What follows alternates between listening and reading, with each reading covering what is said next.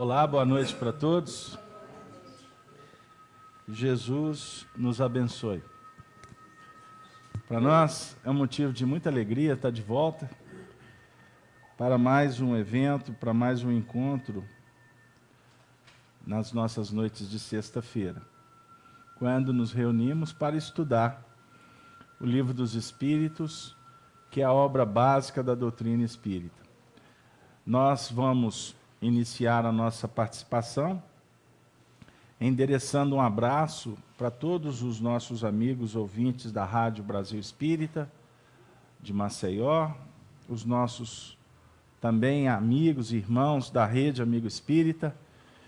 Nesse momento eu gostaria de endereçar um abraço para o Zé Aparecido, que está aí coordenando esse projeto, ele que está nesse momento na sua residência, com a sua esposa Atute. Então, um grande abraço para os dois. E, enfim, e todos aqueles que depois vão acessar a gravação.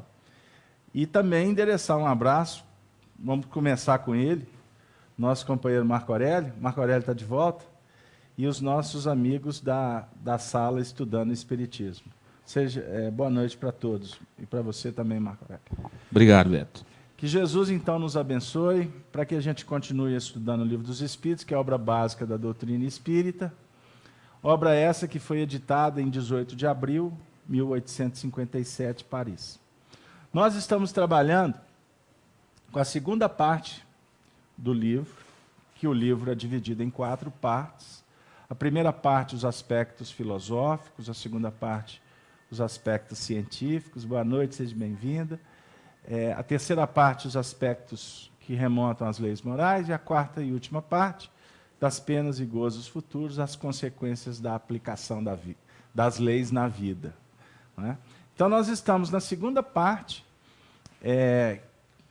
no capítulo 6º, intitulado Vida Espiritual, no tópico Relações no Além-Túmulo. Na última semana, nós trabalhamos... Olha para vocês verem, que legal que foi semana passada. Nós trabalhamos a questão 283, 284 e 285. Batemos recorde. Fizemos 3 questões numa semana. A Dora vibrou. Ah, então foi porque a Dora não veio. Entendi. Ô, Dora, então hoje você quer que eu faça 3 questões também? Eu também, mas eu não resolvo muita coisa por aqui, não. Sem brincadeira, vamos lá. Então foram as questões 283, 284 e 285. Essa tradução não remete a 285A, que ela já está uma questão dentro da outra questão. Eu esqueci minha obra em casa, mas vamos fazer o seguinte, vamos reler, é rapidinho, a questão 283 em diante. Kardec formula assim os espíritos. Podem os espíritos reciprocamente dissimularem seus pensamentos? Podem se ocultar uns dos outros? Resposta: não. Para eles tudo está descoberto, sobretudo aos que são perfeitos. Podem se distanciar, mas se veem sempre. Isto, entretanto, não é uma regra absoluta, pois certos espíritos podem muito bem tornar-se invisíveis para os outros espíritos, se julgam útil fazê-los. 284.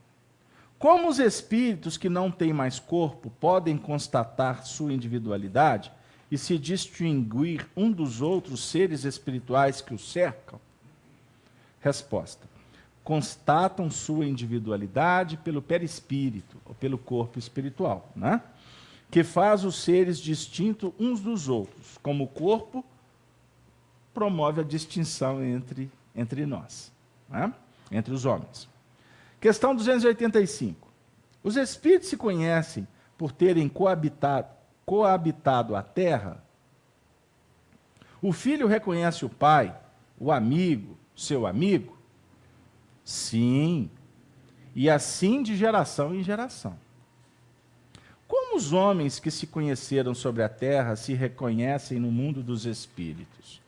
Resposta: vemos nossa vida passada e a lemos como num livro, vendo o passado de nossos amigos e de nossos inimigos. Vemos sua passagem da vida para a morte.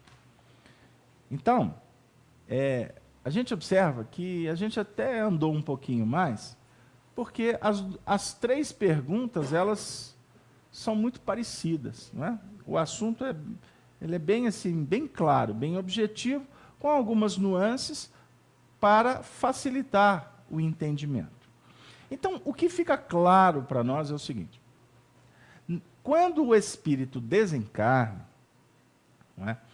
Chegar no mundo espiritual, nós vamos nos reconhecer principalmente por conta do nosso perispírito, que é o nosso corpo espiritual. O perispírito que vai auxiliar na identificação, na individualidade. Anteriormente, a gente veio conversando sobre o pensamento, estão lembrados? No mundo espiritual, os espíritos se comunicam muito pelo pensamento, principalmente nas faixas superiores. Nas faixas mais, vamos dizer assim, mais materializadas, mais próximas da gente, os espíritos utilizam até o dialeto, né? Até as características das línguas. Então, existem espíritos que no mundo espiritual vão falar português, outros vão falar inglês, e por aí vai. Tá? Por isso é que o Zamenhof idealizou o Esperanto, que é a língua universal, que não tenha dúvida que um dia ela vai ser a que vai preponderar. Estudar a essência do Esperanto, inclusive vai aqui uma dica, tem muito a ver com doutrina espírita. Porque também não foi à toa que Zamenhof viveu lá no século XIX, né? Com muitas influências daquele período. O Zamenhof foi um grande idealista, um espírito de escola. Né? Então, quando a espiritualidade está promovendo as mudanças na Terra, não reencarna 1, 2, 3 espíritos para promover mudanças, não. Não é assim que funciona. Jesus trabalha com as Pleiades, é com equipe, projeto.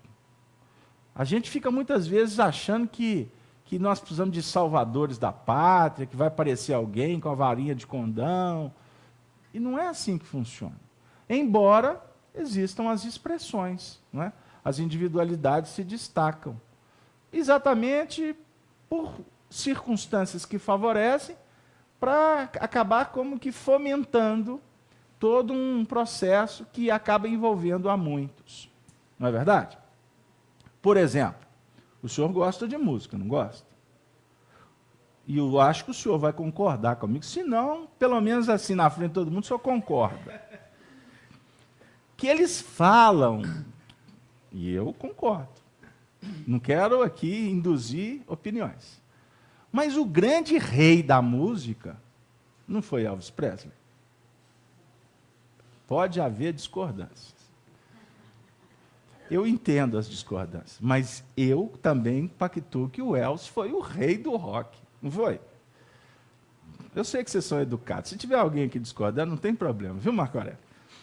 Mas o Elvis, para ele ter tido o destaque, ele se envolveu culturalmente, ele foi produto de um processo progressivo da música, e que se apoiou na música americana, não é? Enfim, e do blues, e etc, etc. E o Elvis começou a dar os primeiros passos.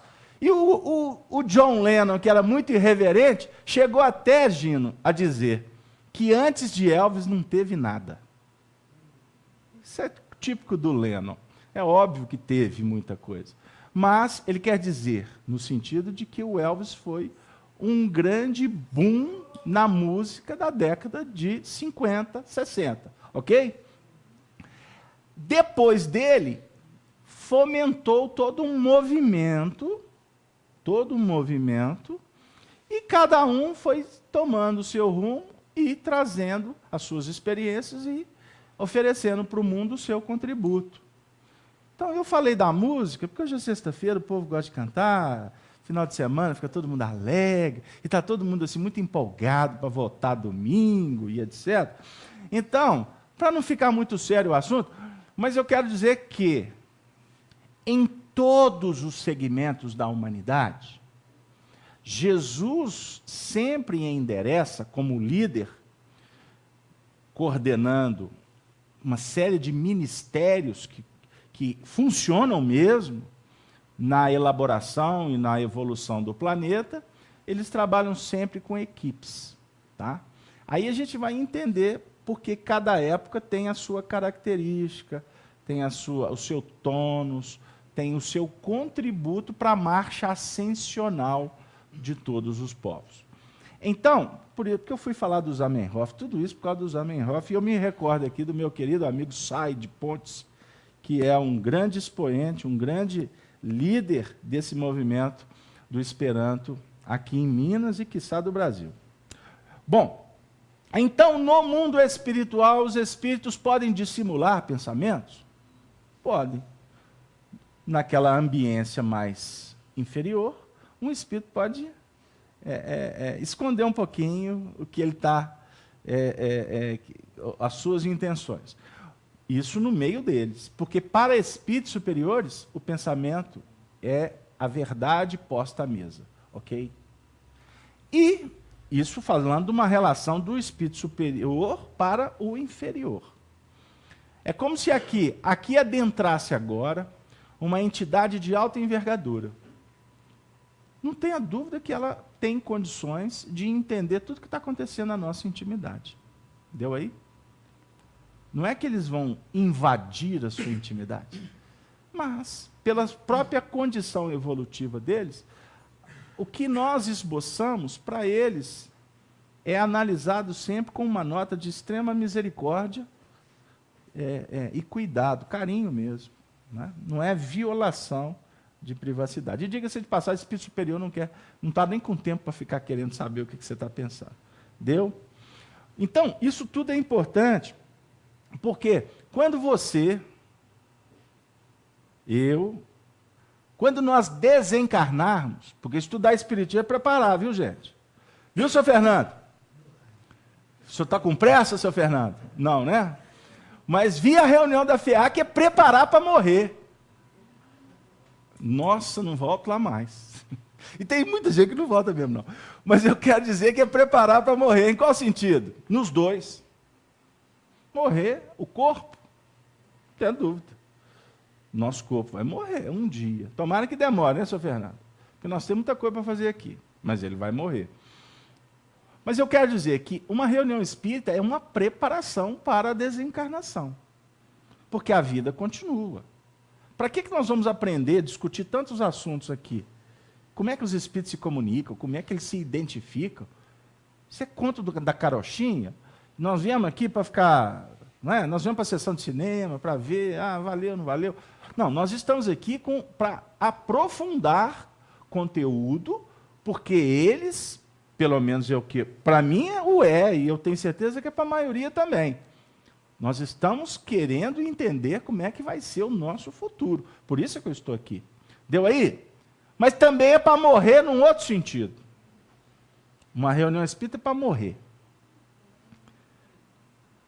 Para que a gente possa começar a entender que tem uma série de coisas que a gente tem que transformar. Não tenha dúvida disso. Então, é morrer para renascer. A ideia é essa. Deu aí? Bom, gente, até aqui. Marco Aurélio, participações do pessoal da sala. Nós temos aqui a presença de quem? Fala aí para nós. Nós temos a presença aqui, Beto, da Cláudia, da Rádio Brasil Espírita, o Albre, de Itabira, o Celso, de Ponta Grossa, no Paraná, a Cleusa, de Leiria, Portugal, a Dani, de Piquet Carneiro, no Ceará, Daniel de Curitiba, a Ivani de Caldas, a Miriam de Porto Alegre e o Simplício de Bento Gonçalves, Rio Grande do Sul também. Mas não temos participações de nenhum desses companheiros do chat ainda não. Então tudo bem. Bom, gente, então vamos lá. Questão 286. Podemos ler? A Dora está querendo que eu entre na 286. Ô, Dora, você viu que eu voltei na semana passada e voltei rápido, você viu? Estou melhorando, não estou? Jesus tem esperança. Vamos lá. A alma, deixando os seus despojos mortais, vê imediatamente seus parentes e seus amigos que a precederam no mundo dos espíritos? A alma deixando os restos mortais. Imediatamente ela vai ver seus amigos, parentes, que foram antes dela para o mundo espiritual. O que vocês acham?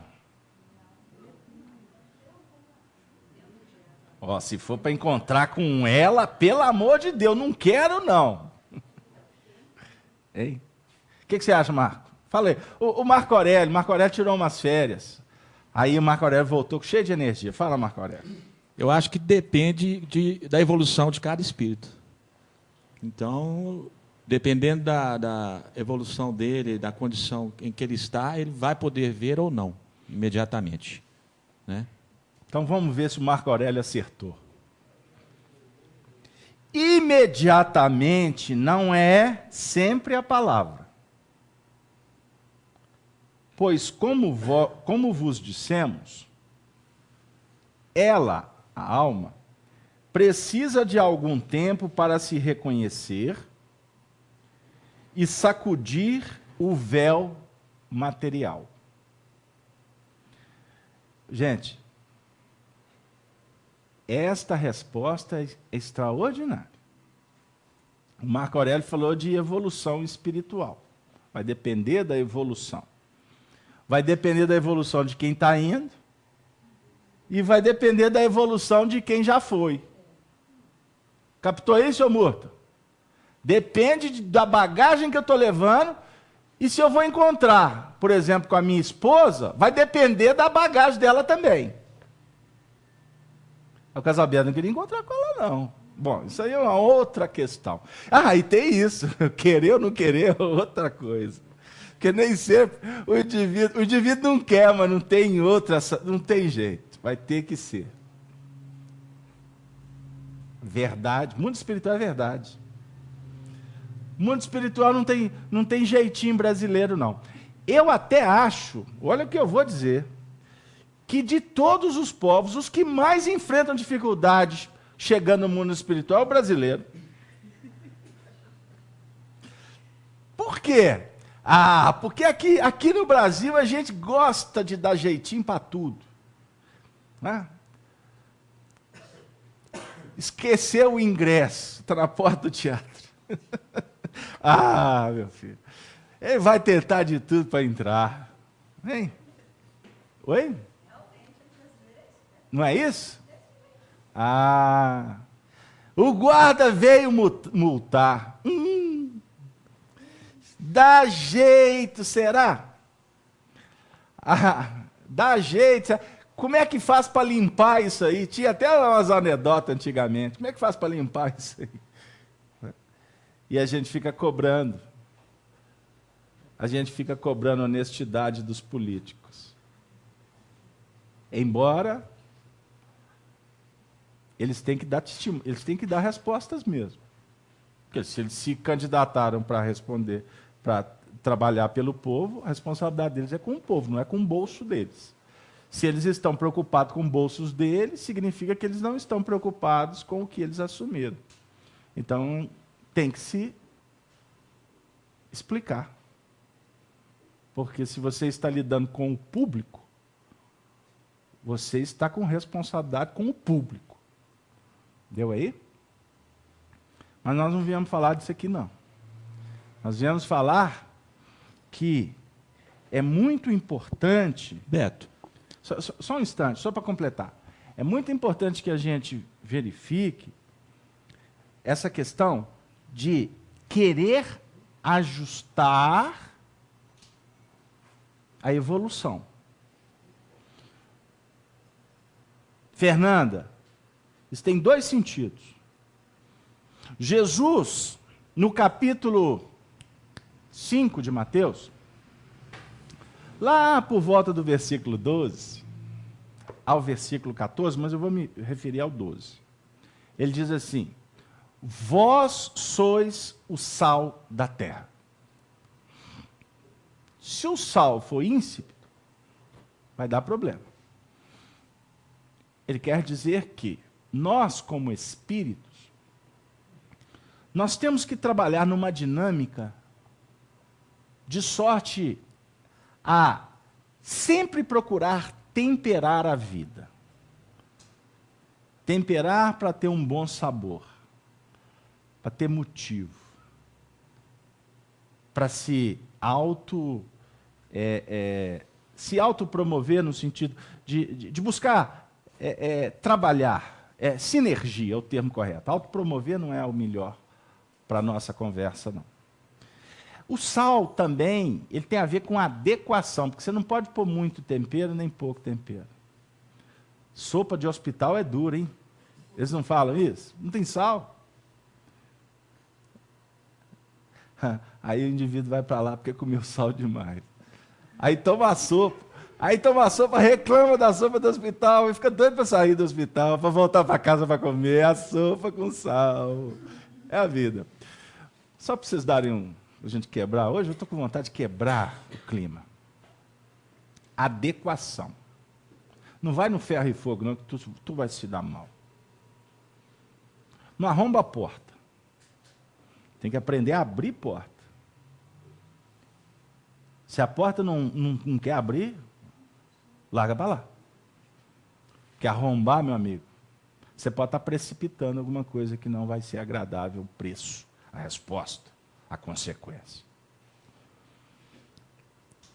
Agora, eu gostei muito de ouvir um sacerdote católico fazendo um comentário sobre essa passagem, Jesus à porta, no capítulo 10 de João, e o sacerdote diz assim, além dele comentar esses aspectos que a gente comenta, ele falou assim, nós temos que aprender na vida a passar pela porta e saber fechar a porta.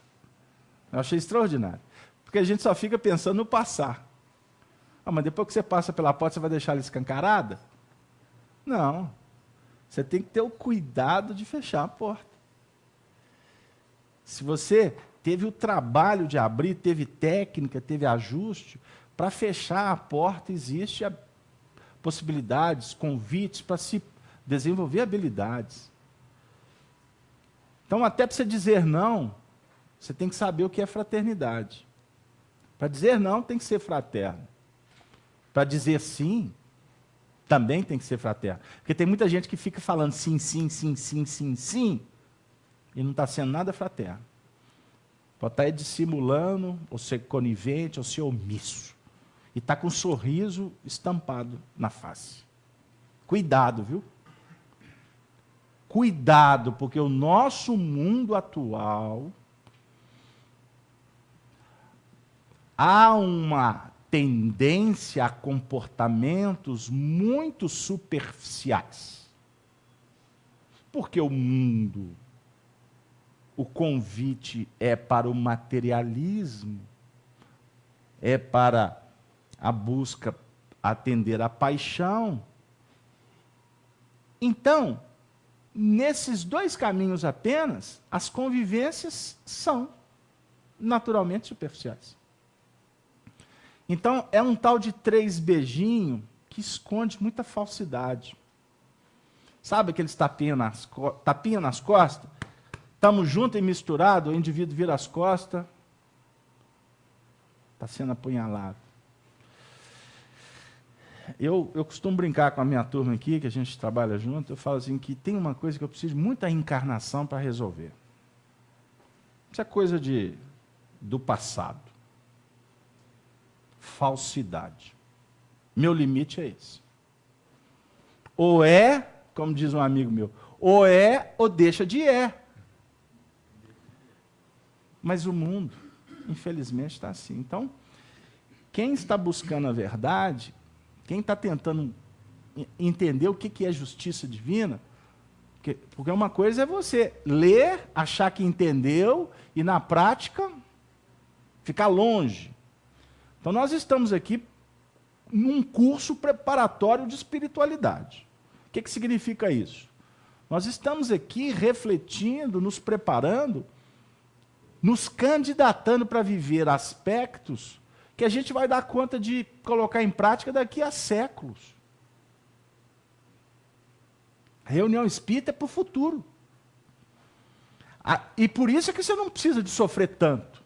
Puxa vida, mas tem pessoas que nos procuram assim. Ah, eu esqueci de você. Você tem que me lembrar, a pessoa idosa não é simples, não. Tem pessoas que nos procuram dizendo assim, meu Deus, espiritismo é muito difícil. Ah, por que é muito difícil? Nossa senhora, não dá para mim, não. Teve uma que sumiu da reunião. Tinha uns 10 anos que ela frequentava a reunião comigo. Aí assumiu. Aí eu comecei a dar falta dela. Eu falei, oh, gente, ela deve estar feliz em algum outro centro espírita. Aí encontrei com ela um dia, lá no centro da cidade.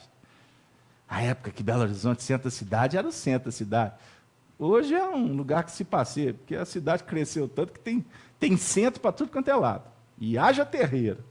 E aí, eu encontrei com ela lá no centro da cidade. Fulana, quando ela me viu, ela quase desencarnou, ficou vermelha. Eu falei assim, ó, gente, será que ela estava fazendo alguma coisa errada? Porque ela assustou comigo. Aí ela tentou escapulir, eu falei, vem cá, e eu fui, abacei ela, eu falei assim, como é que está a vida, etc, etc. Eu falei, tá tudo bem, beleza. Ah, então tá jóia, que bom te ver e tal. Então tá, então tchau. Ela falou assim, ô Casalberto. Aí eu voltei, o que foi? Mas você não vai me perguntar por que eu sumi, não? Eu falei assim, ô fulano, nós temos sentindo até muita sua falta. Mas seria deselegante eu te perguntar por que você sumiu. Se você não está indo mais à casa espírita, você tem um motivo.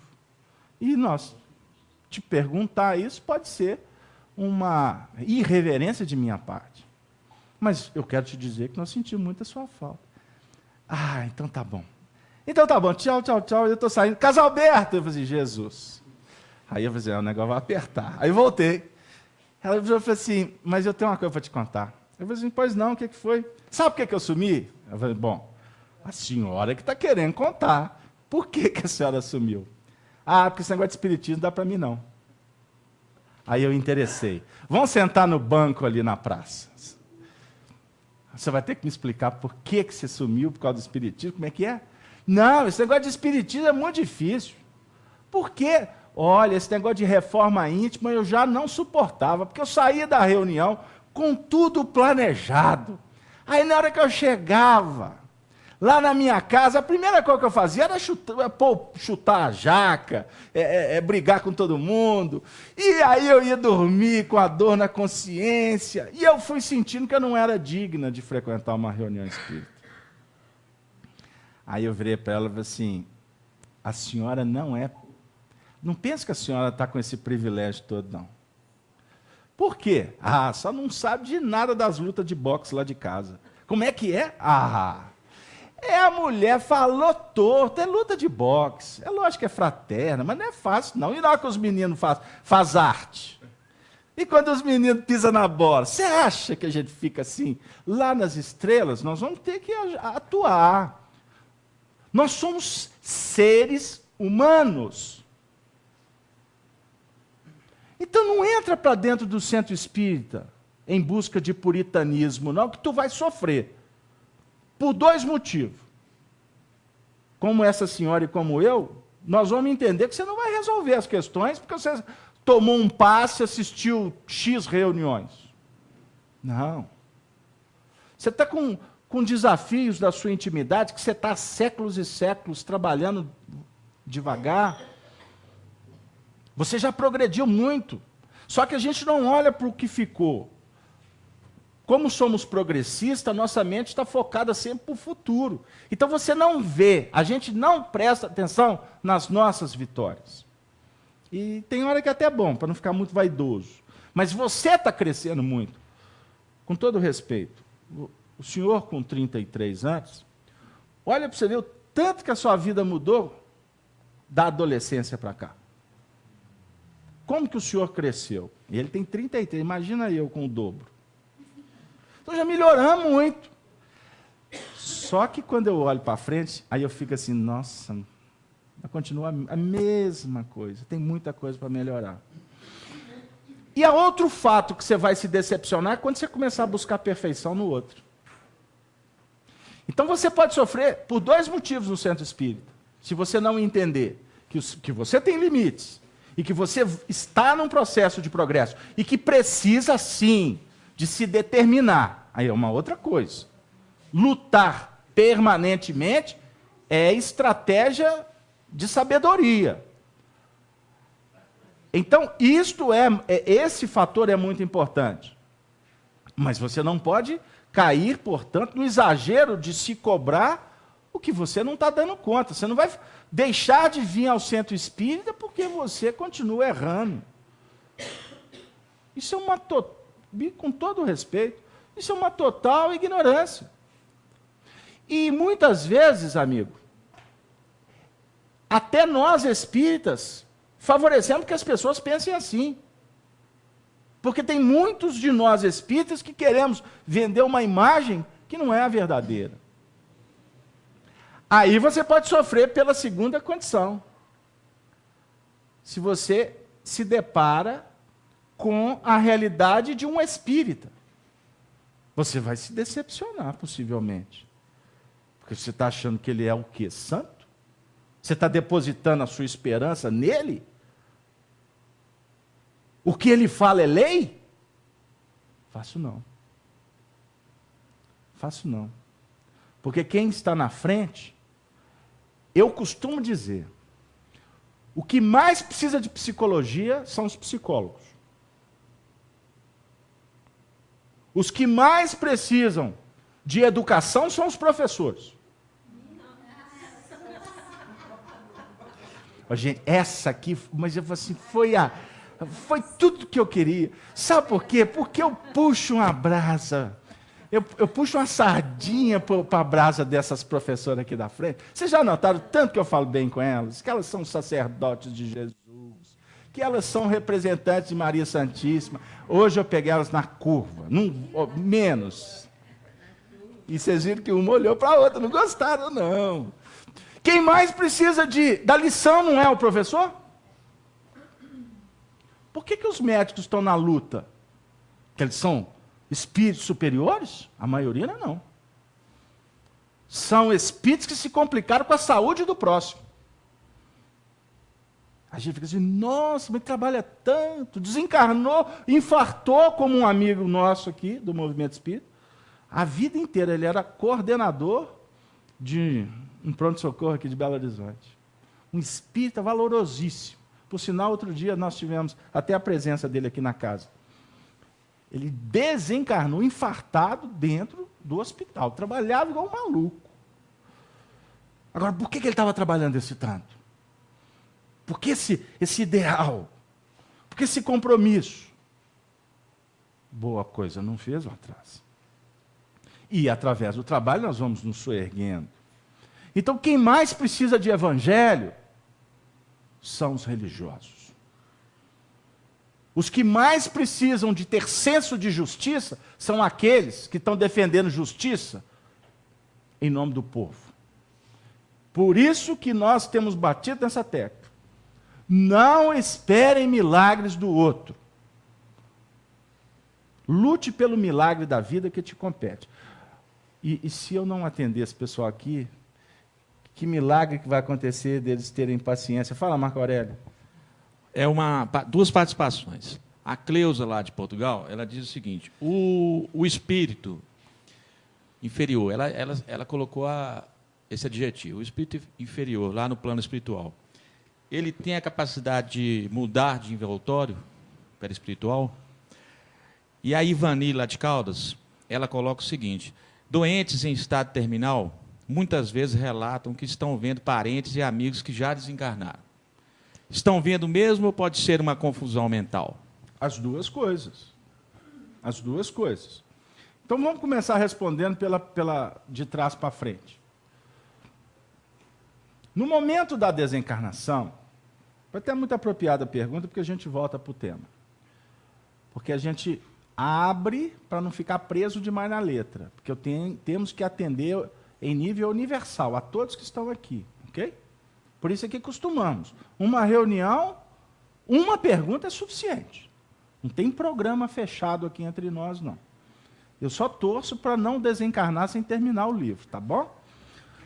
No momento de uma doença que vai se arrastando, ou seja, no momento em que vai se aproximando a desencarnação do indivíduo, seja através de uma doença numa idade, independente da idade, como também nos processos do envelhecimento natural, o que vai acontecer? Se quando o espírito reencarna, à medida em que ele nasce e que ele vai se desenvolvendo, os laços do corpo espiritual vão se fixando cada vez mais no corpo carnal,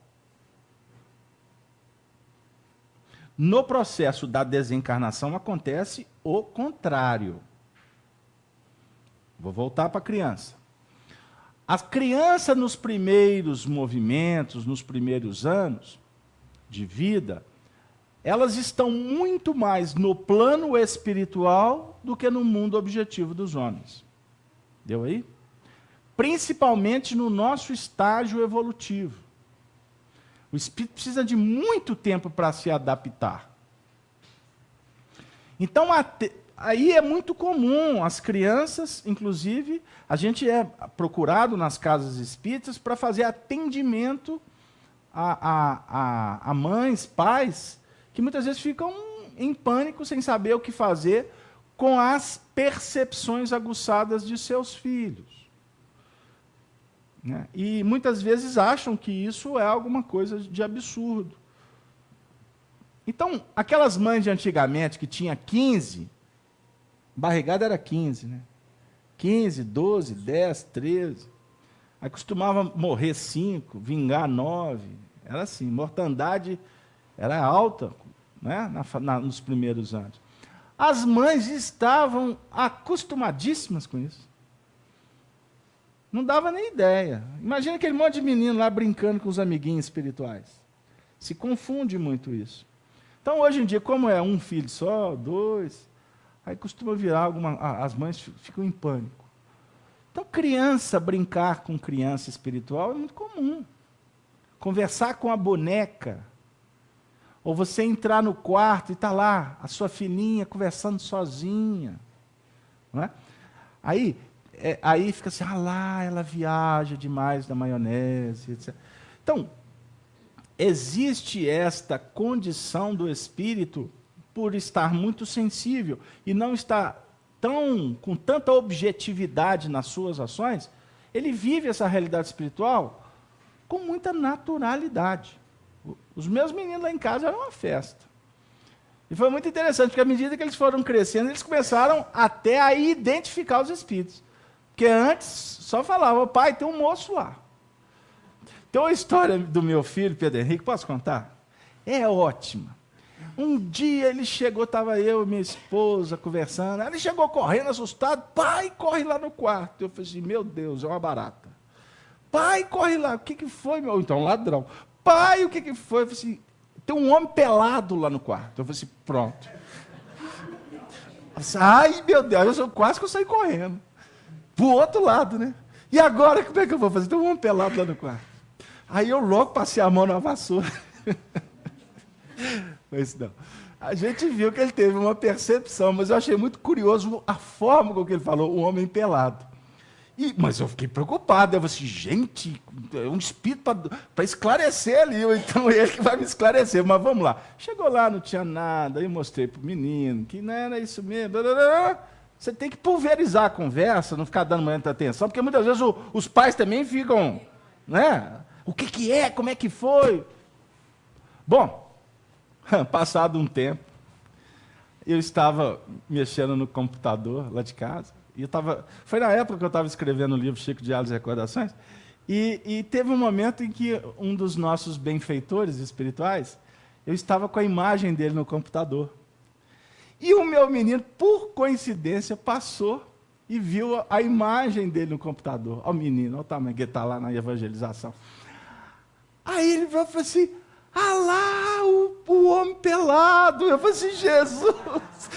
Aí que eu fui entender, porque ele quis dizer, porque como o Espírito se apresentou com a luminosidade, etc, etc, ele entendeu, é como se o Espírito estivesse sem roupa, mas na realidade é porque só apresentou, né? Enfim, isso não vem ao caso, não vou detalhar, não vou nominar, mas foram experiências muito interessantes. Agora, já aconteceu lá em casa, eu estou falando lá em casa porque é a realidade de vocês. As crianças, por exemplo, começaram a perceber vibrações pesadas, a criança começa a ficar muito agitada, está tudo parado, tudo parado. Mas, de repente, a criança começa a ficar agitada, ela começa a ter comportamentos complexos.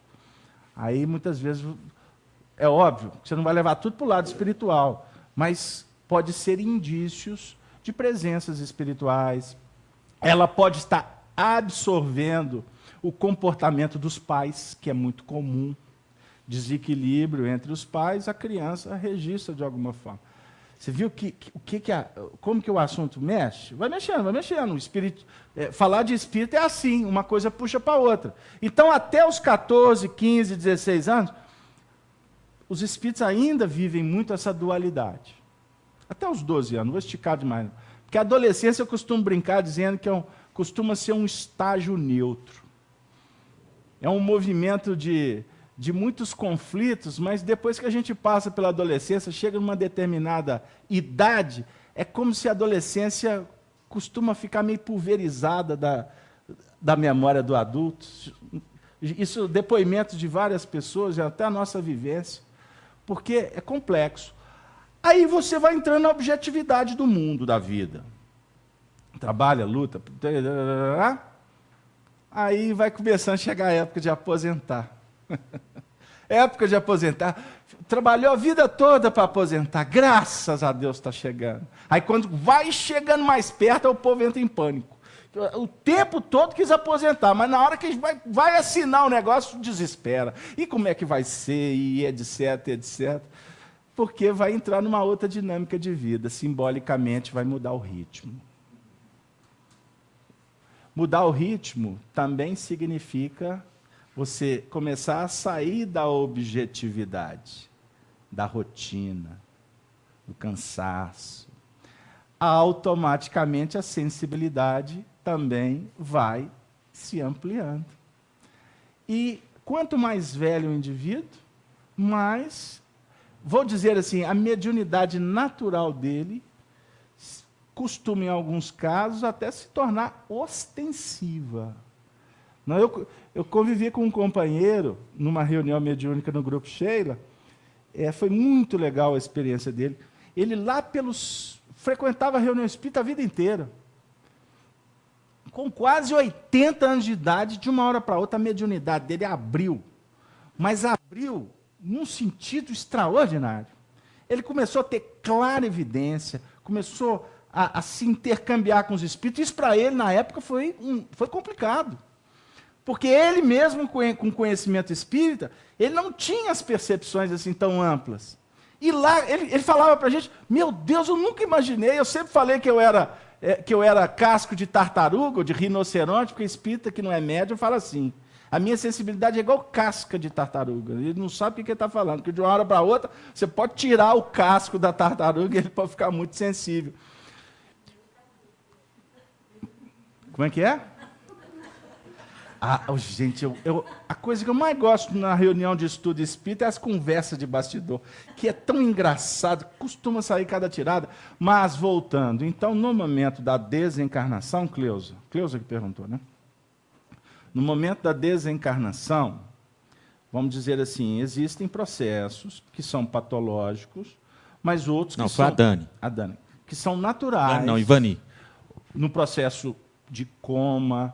um processo, nos últimos movimentos, o espírito abrir as percepções de uma forma muito ampla, e como ele a maioria das pessoas não estão acostumadas em lidar com isso, e a própria senilidade, as dificuldades mesmo, as doenças, enfim, vira uma grande confusão, né? Agora, as experiências nos mostram como existem casos do indivíduo, por exemplo, ele passa por uma dita alucinação durante muito tempo, e nos momentos finais ele recobra a lucidez. E recobrando a lucidez, começa a identificar presenças de entes que já precederam eles desencarnaram antes deles. E é muito interessante. São cada experiência, cada história, de repente, o indivíduo começar a identificar espíritos que nem ele mesmo conheceu, né? E outros parentes ali ficarem surpresos com os depoimentos, né? Enfim, é uma história muito que traz para nós essa comprovação da imortalidade da alma de uma forma muito Só um exuberante. comentário rápido. Pessoal, meu avô com 100 anos, ele falava que na fazenda ele via seres de outro planeta. Olha para você ver, né? Então, cuidado quando vocês forem na fazenda. Bom, e a outra pergunta foi sobre... A Cleusa de Portugal, falando se o espírito inferior no mundo No espiritual... mundo espiritual pode tomar outras formas. O que vocês acham? O que sustenta a aparência do espírito no mundo espiritual? Você sabe? Pensamento. Pensamento. Então existem espíritos. Sabe aquelas lendas que aparecia pessoas muito bonitas, mas que na realidade era o diabo? Né? Já escutaram isso? Nós que somos do interior escutávamos muito isso. O pessoal hoje não... Eles ficam tão online que eles não... Eles é que viram fantasmas, né? Fica tão plugado online que eles é que viram fantasmas. Mas isto são, como é que eu digo, histórias, lendas que foram alimentadas durante a cultura dos povos, mas que representam a realidade espiritual. Os espíritos podem se apresentar de acordo com o interesse deles. Então, quando o espírito... Existem mentes, espíritos inteligentíssimos, que se apresentam até esboçando luz.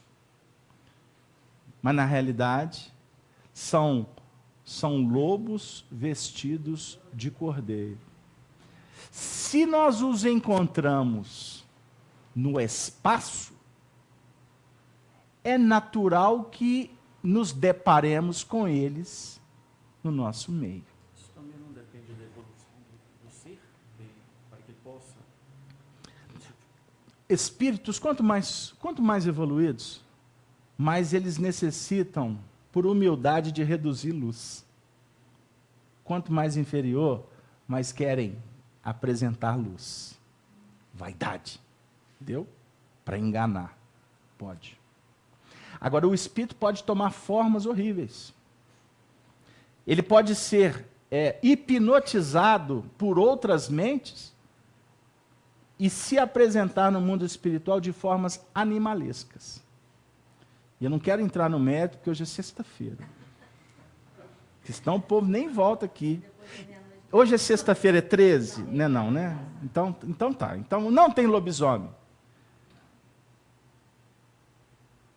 Mas existem espíritos que isso se chama zootropia ou licantropia. Os espíritos se apresentarem em formas animalescas para amedrontar, ou porque estão enfermos, hipnotizados por mentes que os subjulgam. Gente, são assuntos que a gente normalmente não aborda em reuniões públicas, porque o nosso objetivo aqui é de trazer esperança, alegria, esclarecimento. Mas existem momentos que, quando bate na nossa porta, também nós não podemos ser omissos. A obsessão, que é a influência dos espíritos sobre os outros, de uma forma muito ostensiva, agressiva, é uma doença que assola a humanidade. Existem muitos tipos de obsessão. Existem muitos tipos de influência, desde as sutis até aquelas que subjugam o indivíduo, dele perder até completamente a razão. Se tornam marionetes na mão de outros seres.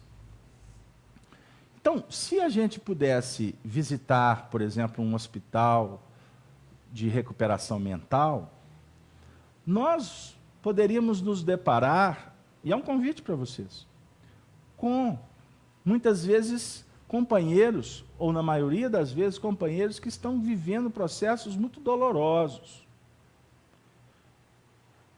Do indivíduo ter múltiplas personalidades.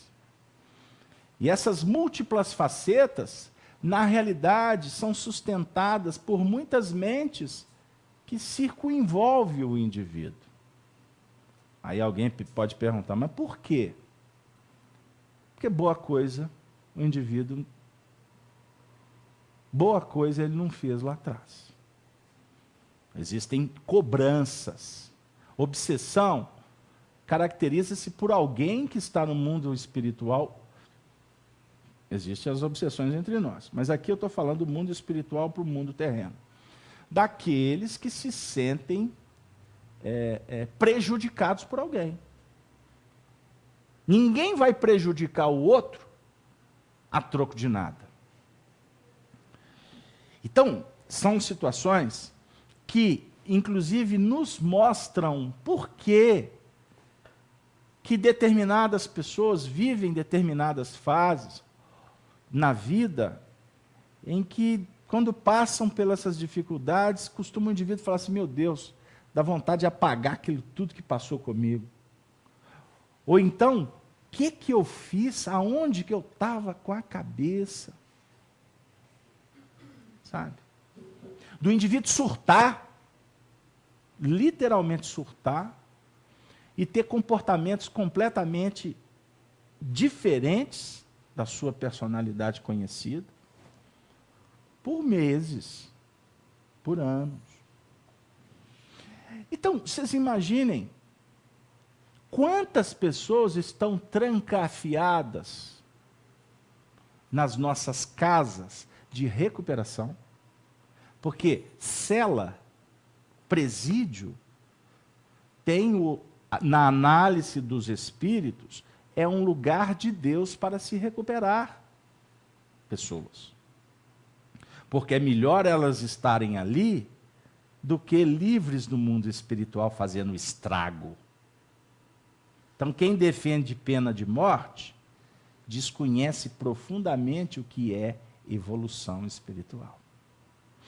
Só que ele pode estar trancafiado lá, mas o espírito dele vaga de noite. Porque você prende o corpo, o espírito você não prende. Mas pelo menos estão ali. Vocês imaginem se o mundo não tivesse um governo espiritual. Se Jesus e as suas Pleiades não gerenciasse os destinos desta humanidade de bilhões e bilhões. Se ficasse tudo por conta e risco das nossas escolhas. A gente estaria todos surtados. Todos surtados. Porque com gerenciamento, com proteção, a grande maioria das pessoas não estão dando conta dos seus limites. Cada um está sendo convidado a dar uma resposta naquele campo mais vulnerável. Então, se a sua vulnerabilidade, por exemplo, é na área do sexo, é ali que tu vai ser testado. Se é no estômago, vai ser ali. Se é na bolsa, É aqui que você vai ser testado. É aqui que vai a toda hora chegar oportunidades para você fazer alguma coisa, olhar se tem alguém vendo, em benefício próprio. Só que, além do testemunho, da resposta que você tem que dar para você mesmo, você também está sendo observado por mentes que muitas vezes querem a sua desdida. Porque não são muito felizes com o seu progresso. Vocês sabem que a nossa reunião não tem essa conotação. Mas, por exemplo, se vocês ouvirem um programa de irmãos de outras frentes religiosas, vocês vão ver discursos que são alarmantes. Alarmantes. Porque se prega que existe uma batalha entre o bem e o mal. Já escutou? Ó, dia de lua cheia, ó, dia de São não sei o quê, ó, olha, é o dia do culto, venha para cá para que o diabo saia do seu caminho. E aí você faz a novena, depois passa no caixa, mas é isso, aquilo, mas o diabo, você tem que tirar o diabo da sua vida para que aí você prospere. E vocês estão achando que eu estou brincando? Nunca na história da humanidade se mentiu tanto em nome de Deus. Agora, por que vocês acham que multidões são enganadas?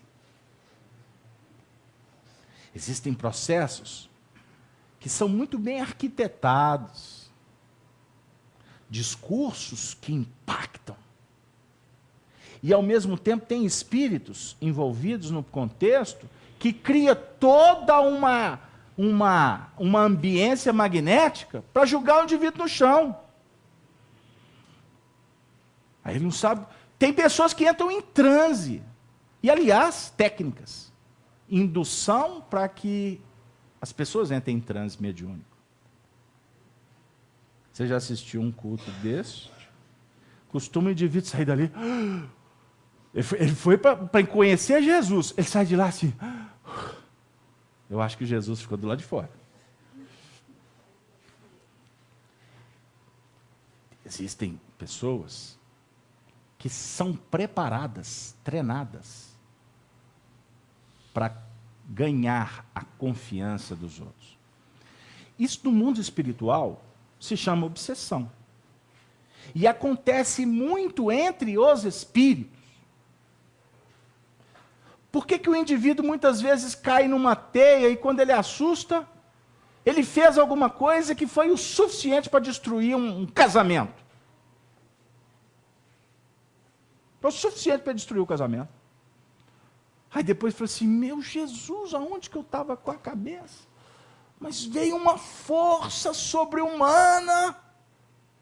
Se ele for explicar isso para o juiz vai falar assim, isso é safadeza.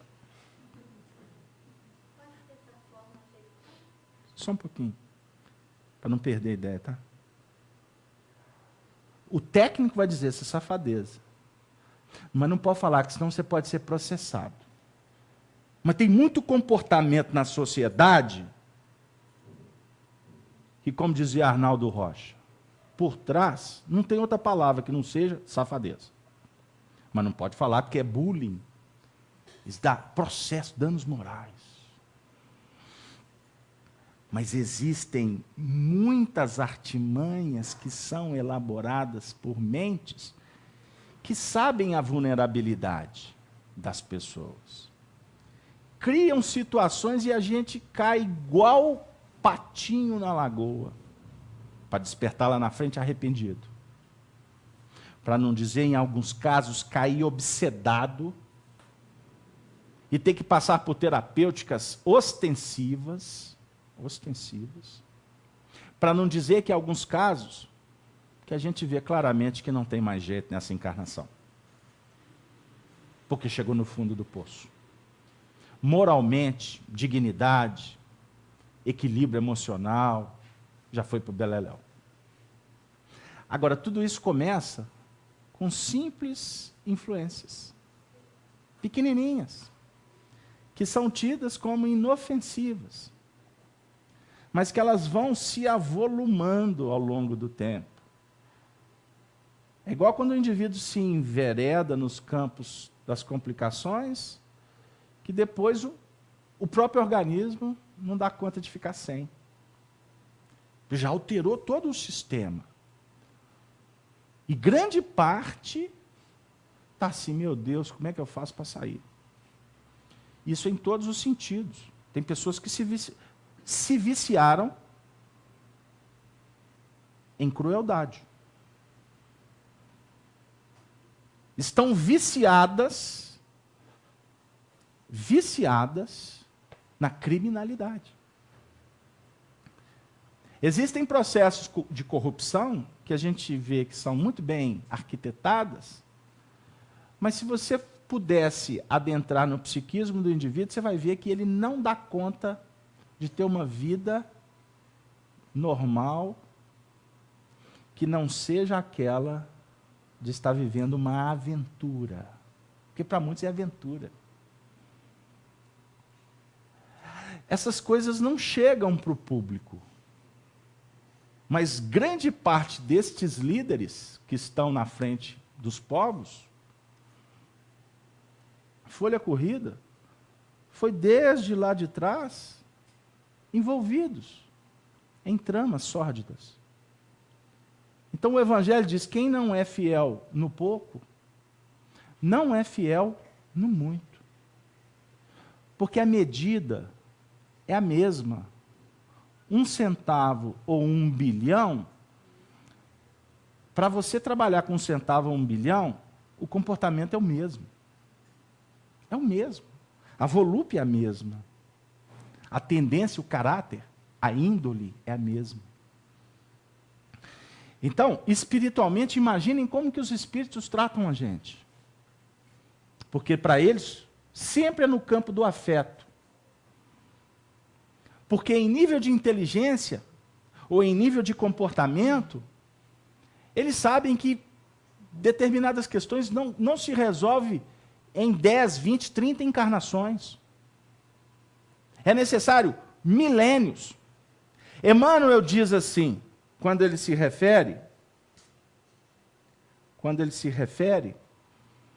a Públio Lentulus Cornélios, senador romano, que foi uma de suas existências no período de Jesus. Está no livro há 2000 anos, psicografado por Chico.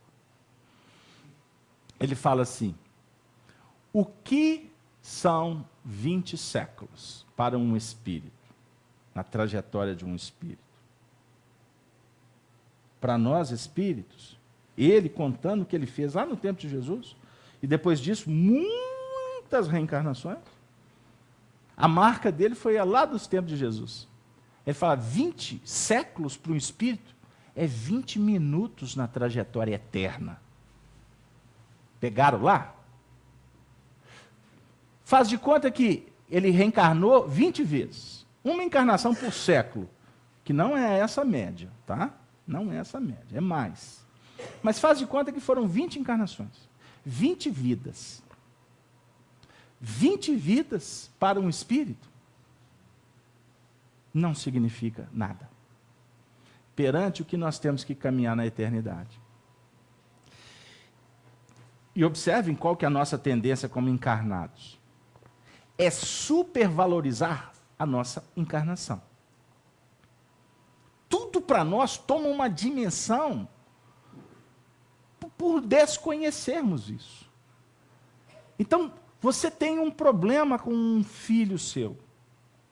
Na sua concepção, você tem que resolver esse problema, porque, teoricamente, você desencarna primeiro que ele, você tem que deixar ele ajustado na vida. Vou falar rapidinho assim, porque é a ideia de toda mãe. Né? E, de repente, costuma a viver determinados dramas, determinados sofrimentos, e a espiritualidade está assim, está sofrendo à toa. Porque essa encarnação aqui é apenas para preparar para a próxima. Só que fica assim, mas está passando o tempo. E eu não estou vendo nada acontecer, nada modificar. Você não vai ver modificações assim, de uma forma extraordinariamente para nos abalar. Não. Eu gosto muito de pegar nas nossas atividades, pegar no sentido, mineiro fala pegar, né? De trazer para a nossa reflexão, quando eu trabalho essa questão temporal, eu gosto de convidar os mais antigos que estão presentes na sala. E gosto de fazer a seguinte pergunta. O Marco Aurélio é o mais antigo que tem aqui. Né? Marco Aurélio está com 77 anos. Você lembra, Marco Aurélio, quando você tinha 20? Geralmente o Espírito fala assim, pô, mas foi ontem. Eu acompanhei a desencarnação de um ente muito querido há um ano atrás, ele disse assim para mim, num desabafo, no hospital, antes de entrar para uma cirurgia que levou ele à desencarnação. Ele falou assim, rapaz, eu tenho a mesma cabeça, o mesmo entendimento, os mesmos desejos da minha época de 30 anos de idade. Tudo passou tão rápido. O meu corpo não responde, mas eu sou o mesmo espírito. Aí ele me disse assim, graças a Deus, eu conheci o espiritismo nessa vida. Muito nos últimos momentos, mas eu conheci o espiritismo. E eu não tenho dúvida que o espiritismo vai me ajudar muito para mim poder me adequar na nova vida que me aguarda. Isso é um depoimento de uma pessoa lúcida, tranquila, que entrou para a mesa de cirurgia morrendo de rir e desencarnou lá. Deu aí? Quem que o recepcionou no mundo espiritual? Eu não tenho dúvida que são aqueles vínculos que o visitavam quando ele estava vivo, reencarnado, lúcido. Eu falo vivo ou morto só didaticamente, porque ninguém morre, a não ser quando morremos na nossa concupiscência, quando morremos nos nossos dramas. O indivíduo que não tem esperança, ele está morto. O indivíduo que não sonha, está morto. Deus é Deus dos vivos. Deus é sentido, ele se torna realidade quando você está buscando algo. Aí ele sempre vai te dizer assim, vai, para não dizer, venha, venha, acredite, acredite. Existem espíritos que desencarnam no mundo espiritual, ficam mortos. Sabiam disso? Todo mundo despede no velório, ele fica chorando lá, mas e agora? Quem que vai ficar comigo? Vai todo mundo embora, até a viúva. Eu achei que só ela ficasse, nem aquela danada. Aí fica lá sentado, aí chora, chora, chora, chora, até acabar as lágrimas. Porque todo choro também está uma hora que acaba. Aí, na hora que parar o choro, esse negócio está meio sem graça. Esse negócio de cemitério aqui. Aí começa a procurar, será que tem alma de outro mundo? Aí daqui a pouco passa uma senhora andando com uma altivez. Oi! Ela me viu. Ela me viu. Ninguém tinha visto ele no velório. Ele cumprimentou todo mundo. Aí todo mundo foi embora. Ele ficou sentado, passou a senhora e ela fez assim para mim. É com ela que eu vou. A senhora está me vendo? Eu estou. Bom dia. Você está feliz? Não, foi todo mundo embora. Eu falei, mas é lógico, eles estão vivos. E nós?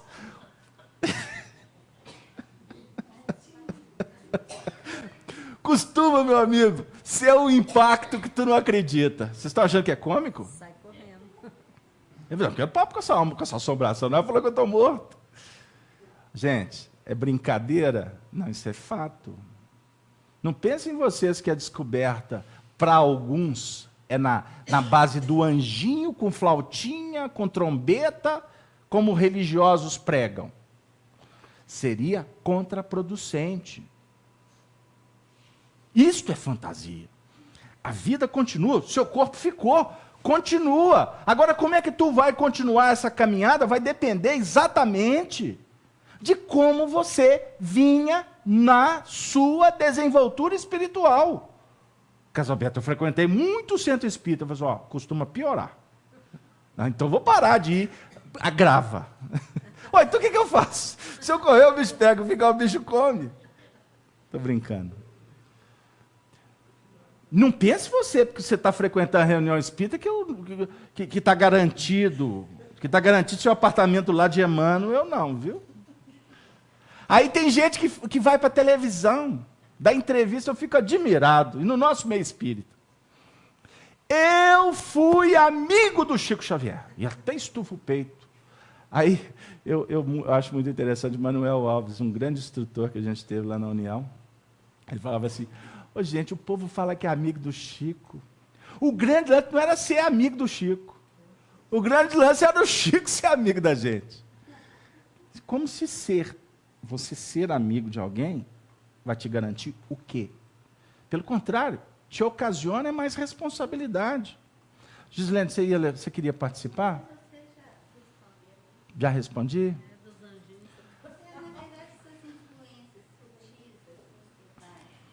Só um instante. Fala aqui para o pessoal de casa ouvir a sua voz adocicada.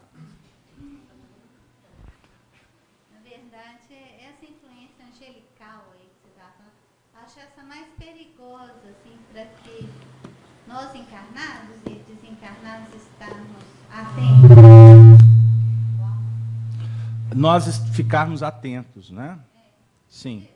Assim, para essas percepções sutis, né? Que às vezes podemos estar sendo influenciados e, na verdade, acharmos, né? Por convicção que aquele caminho está certo. Por isso que fala muito do vigiar e orar, né? Ok. Acho que é mais Com certeza. Mas quando você foi falando, aí foi clareando. Ok. É isso aí. Gente, alguma participação na sala para a gente partir para o Evangelho? O tempo está correndo. Não temos não. Temos não, né? Bom, gente, então, só para a gente dar uma amarrada na conversa, a gente costuma fazer algumas colocações, algumas brincadeiras. O objetivo didático é que a gente possa refletir que a nossa realidade espiritual, ela independe de você estar na Terra ou no espaço. Você está encarnado ou desencarnado. A sua performance mental é a mesma. O que te garante bem-estar ou sofrimento é a sua maneira de enxergar e de sentir a vida. Aí que está o diferencial. Agora, estagiando na Terra, convivendo com tantas dificuldades no mundo, nós estamos cada vez mais nos graduando numa escala evolucional. Muito mais do que lá no mundo espiritual. Agora, no mundo espiritual, nós seremos reconhecidos, portanto, por esta condição, por essa performance, por essa vida. Reencontrar aqueles corações que antecederam é um processo natural. Agora, bem-aventurado aquele que tem merecimento para encontrar com um ente querido. Né? De repente, não necessariamente o marido vai encontrar com a esposa, ou a esposa vai encontrar com o marido, a mãe vai encontrar com o filho, com a mãe, né, com a vovó. Não tem essa regra fechada. Embora o que nos acalenta, o que nos consola, é que nós vamos encontrar com seres afins, com almas que nos amam e que nós os amamos também. Isso é o fato. O que nos deixa extremamente, vamos dizer assim, tranquilos. Não é? A definir que essa humanidade que vivemos aqui, ela é transitória. E que aqueles que nos antecedem podem ser os mesmos que vão nos receber. Mas eles podem retornar para a Terra antes de nós chegarmos no mundo espiritual. Muito, muito tranquilo isso. Não é? De repente, o pai, que para o filho sempre foi o referencial, desencarnou, e ele, nos portais da desencarnação, fica imaginando, poxa, quem dera eu puder encontrar o meu pai. E os espíritos assim, já encontrou há muito tempo, porque o pai dele hoje já é o neto dele. Pode acontecer, né? A neta, o sobrinho, né? Ou podem estar vivendo numa outra dinâmica, com outros corações. Então, embaralha tudo. É como se você pegasse, né? Essa turma aí, vocês já jogaram cartas? Né? Fizeram canastras nos buracos, etc, etc. Quando começa uma partida, o que você faz? Você não vai embaralhar? Misturar todas as cartas para distribuir entre os participantes do jogo, para que todos possam atingir os seus objetivos, formando seus pares, né? Construindo de acordo com a regra do jogo. Então, a regra do jogo no mundo espiritual, ela tem a ver com isto aqui, ó, com esse assunto. Afeto. Mas afeto produtivo. Afeto que vai auxiliar. Não é a afetividade que aprisiona. Desculpem, mas eu preciso de falar. Porque a nossa afetividade aqui na Terra é uma afetividade que é muito mais egoísta do que libertadora. Tanto que quando nós nos vemos diante da separação, para nós costuma ser o caos. Observe, quando a gente está diante de um velório, aqueles corações que entram em desespero. Desespero. Se você for aprofundar nas manifestações de desespero, você vai esbarrar muito nestas duas condições. Primeira, ignorância, desconhecimento das leis. E segundo, apego. A minha mãe é a minha mãe. O meu filho é meu filho. A minha nega é minha. A minha nega, ninguém tasca que eu vi primeiro. Esse povo não conhece essa música. Isso é na década de 70, isso é coisa nossa, antiga. Né? Então, no sentido de posse. E quanto mais você quer reter em celeiro, olha o que eu vou dizer. Considerem isso com muito carinho, porque eu estou falando de uma forma respeitosa. Quanto mais você quiser trazer, mais a vida vai tirar. É da lei. Quanto mais você souber vincular de uma forma superior, mais fácil será a desvinculação. Esta lei social, espiritual, é uma lei que a gente fala muito pouco no movimento espírita. Precisaríamos conversar mais sobre isso. Vinculação e desvinculação. Observe que existem vinculações que funcionam de uma forma muito tranquila. A tendência é que a desvinculação se faça também de uma forma tranquila, porque a performance foi tranquila. Agora, costumam algumas vinculações serem complexas, destruir, arrebentar, complicar. Como é que vai ser a desvinculação? Começou na flauta, pode até terminar no tambor, pela não observância, pela não atenção no que remonta ao respeito e a um comportamento responsável. Porque toda a vinculação traz consigo responsabilidade. Vocês sabem que a gente bate nessa tecla.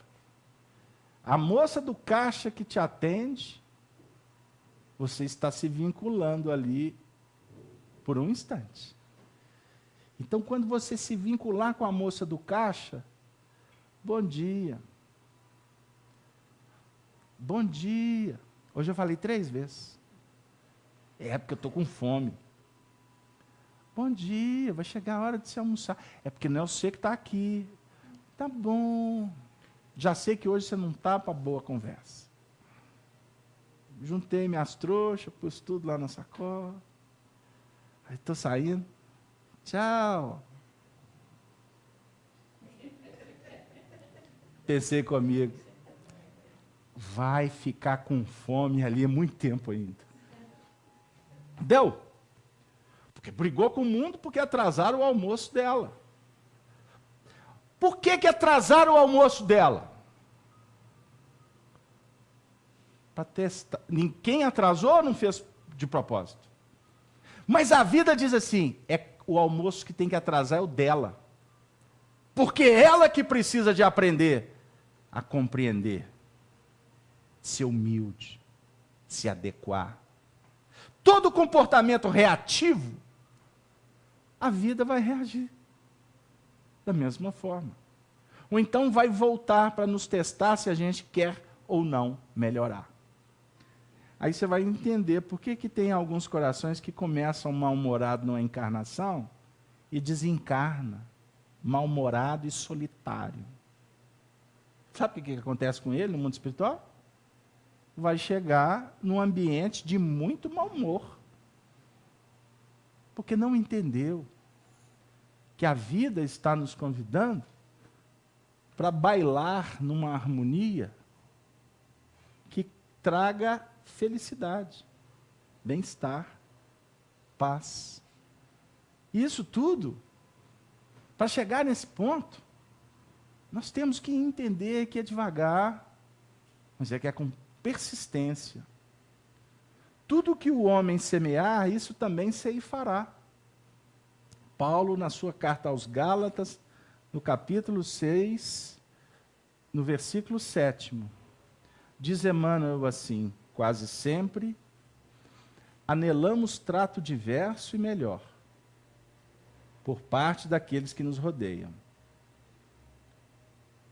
Ansiamos pela afeição que nos compreenda, os intentos mais íntimos, que se mantenha invariável, sejam quais sejam as circunstâncias, que nos escute sem reclamar, nos momentos mais duros, que nos releve todas as faltas, que não nos exija tribulações de carinho, que não nos peça impostos de gratidão, tudo isso a gente quer. Que nos encoraje e sustente nos dias tristes e nos partilhe o contentamento nas horas do céu azul. Tudo isso a gente quer. Facilidade. A gente quer aplauso.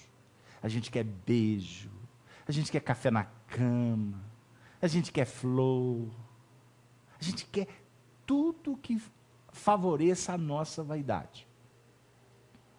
Suspiramos pelo entendimento integral e pela amizade perfeita. Quem não quer um amigo perfeito? Olha para vocês verem que bonito. Entretanto, se rogamos afetos marcados por semelhantes valores, se a gente quer isso mesmo, é indispensável. Agora vem Emmanuel, olha como é que ele fica bravo. É indispensável comecemos a ser para os outros esse amigo ideal.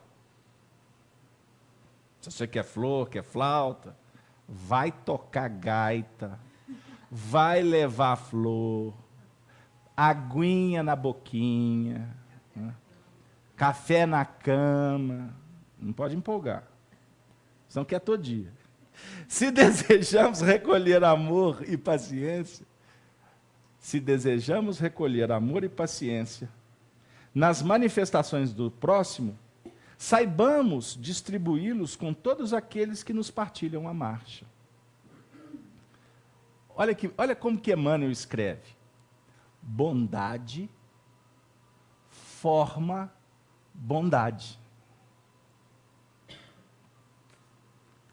abnegação gera abnegação. A paz gera a paz. A dádiva gera bênçãos. Perdão gera perdão. A palavra do apóstolo Paulo é clara e franca nesse sentido. Tudo que o homem semear, isso também ceifará. Aqui, mais além. Agora ou depois. Deus proverá para que o nosso coração responda sempre em busca da elevação. Se não for em busca do crescimento, a vida impede. A vida cria aspectos para que a gente possa repensar. Se a onda promove a embarcação para o alto mar, vamos observar a necessidade de provisão e vamos à luta. Se a maré traz a embarcação para a praia, porque não é uma boa ir para o alto mar, vamos ser humildes e aceitar. É necessário entender o que o Senhor espera de nós.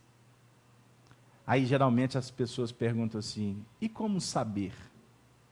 Aí a gente responde assim, é só você ouvir a voz do seu próprio coração.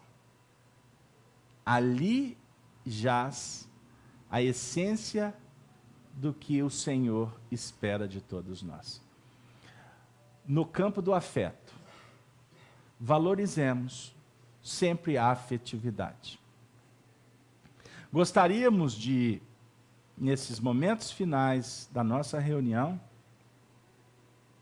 convidar a todos, respeitosa e amigavelmente, que possamos, neste período de mudanças, de eleição, de conduções, de planejamento, de novas etapas que vão se abrir, que a gente possa lembrar que Jesus nos convida para sermos agentes da paz. Para as trevas, luz. Não é luz que cega, mas é luz que apresenta possibilidades de caminhos. Luz que esclarece. E luz que nos coloca naquela condição de fazermos o que nos compete. Se nós estamos diante de falácias, de dificuldades, se nós estamos vivendo um momento da nossa nação em que esquecemos a ética, que abandonamos a sanção, a punição, que rasgamos as leis, que privilegiamos, que macomunamos, que desrespeitamos a própria história dessa nação,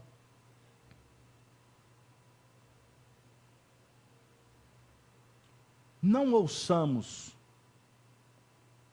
discursos de muitos que não conseguem promover as próprias mudanças.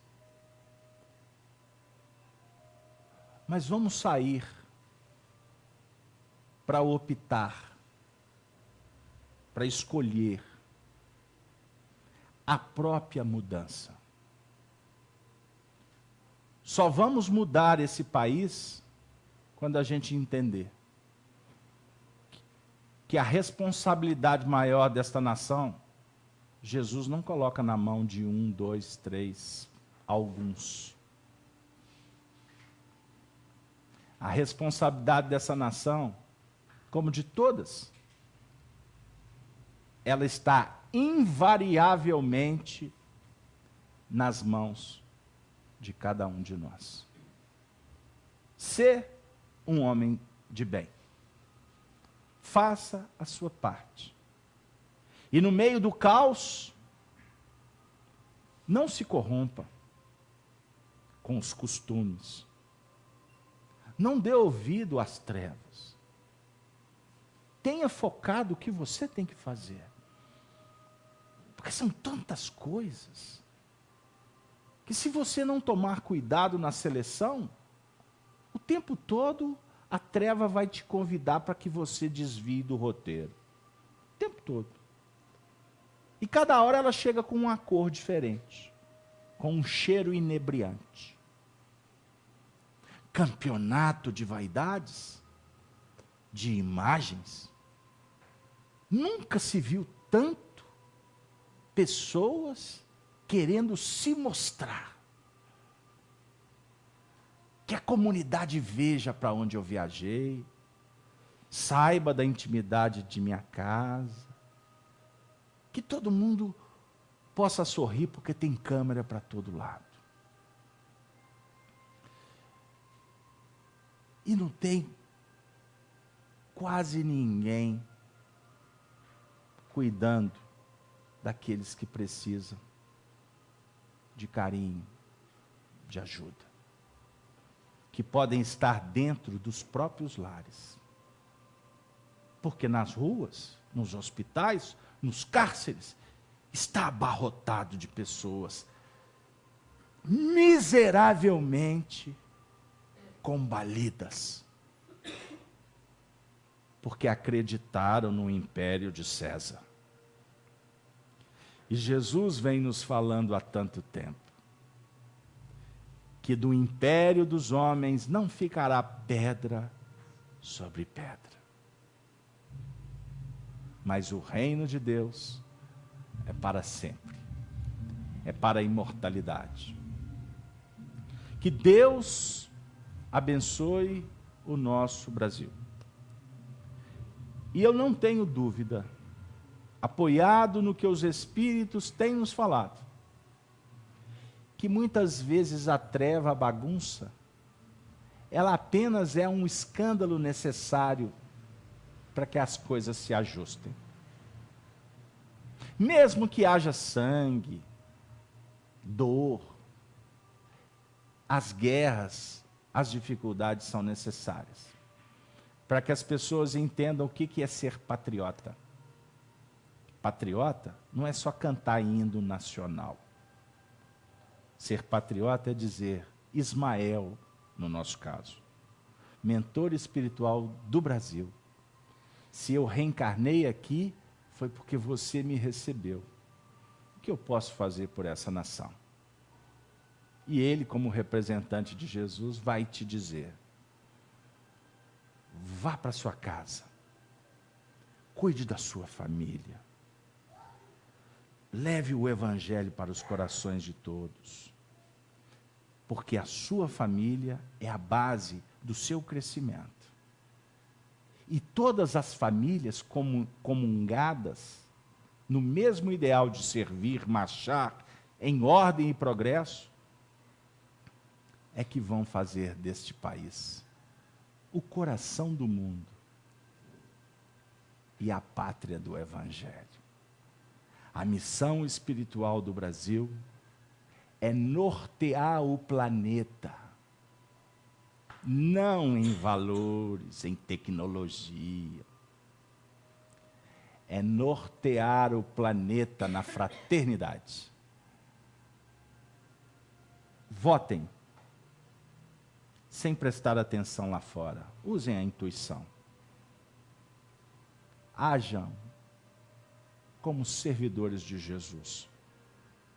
É o que a espiritualidade nos pede. E vamos orar, porque o amanhã nos reserva muitas batalhas produtivas para semear o Evangelho para todos que sofrem, para todos que necessitam de consolo, de carinho, de esperança e de renovação. Muita paz, e assim nós nos despedimos de toda a rede Amigo Espírita, dos amigos da Rádio Brasil Espírita, de você, companheiro da FIAC que está no seu lar, que possamos voltar todos para os nossos lares em segurança e levando para todos a alegria cristã. Valeu? Um beijo no coração, e assim a Soni fica com o encargo de encerrar a atividade. Muito obrigado a todos. Rede Amigo Espírita, uma ferramenta de união, interação e divulgação do movimento espírita. Acesse www.redeamigoespírita.com.br e confira nosso acervo disponível. Rede Amigo Espírita, divulgando, instruindo e